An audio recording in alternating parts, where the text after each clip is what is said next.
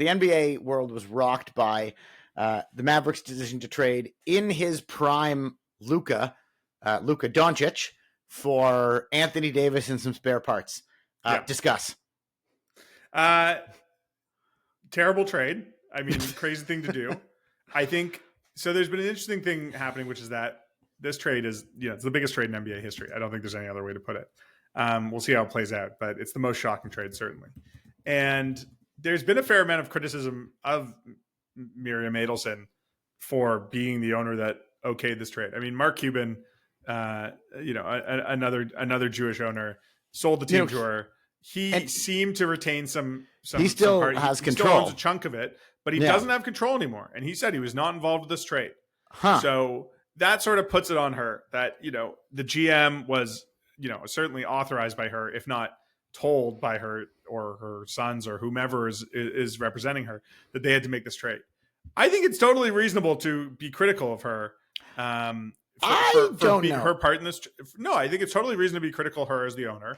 This is, there's something, Bill Simmons has called it new owner syndrome, where you become the owner and you decide that your brilliance is better than whatever is going to be provided by the people who have been around for a long time and all that.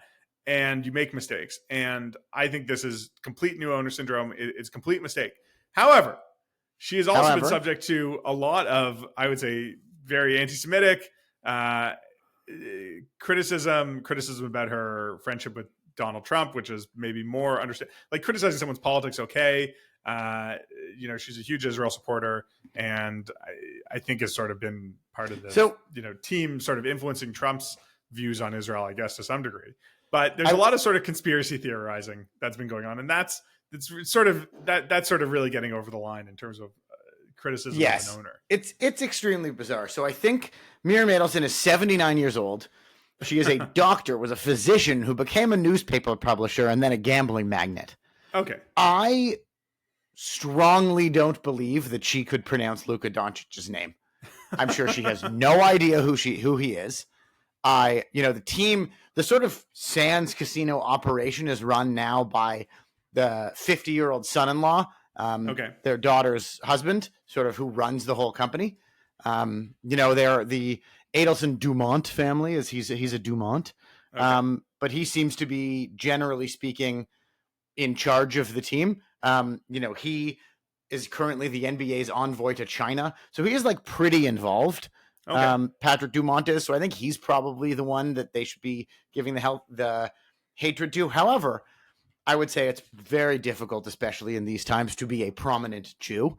And as a prominent Jew, Miriam Adelson's going to wear wear that one. Yeah, I guess that's true. I mean, I guess it's sort of it's not hard for me to figure out where that line is, where it's you are completely entitled to criticize the owner of a sports team for anything you want. That's part of being a sports fan. They get hated on for all kinds of stuff. They get praised when they spend some money.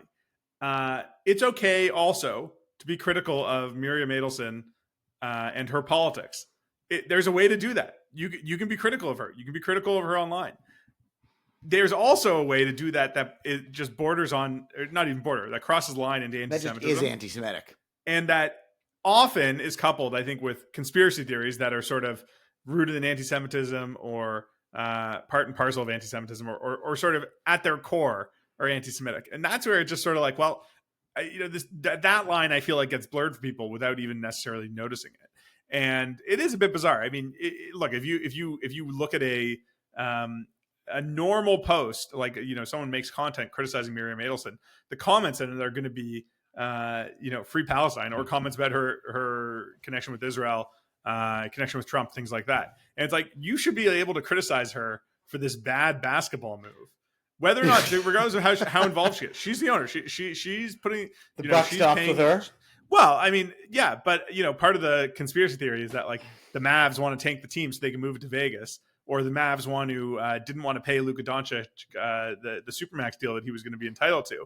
And okay, it's one thing to say they didn't want to pay him the Supermax deal because they didn't think he was worth that much. It's another thing to say they didn't want to pay him the Supermax deal because they're cheap Jews. Right. And when you go there, again, for me, it seems very easy to say this is anti-Semitism, but I don't know. Unfortunately, I think a lot of the internet discourse it's hard to know how real it is. I don't know if people on the street are talking about this, but the internet discourse is, I don't know, tends to be incredibly anti-Israel and anti-Semitic.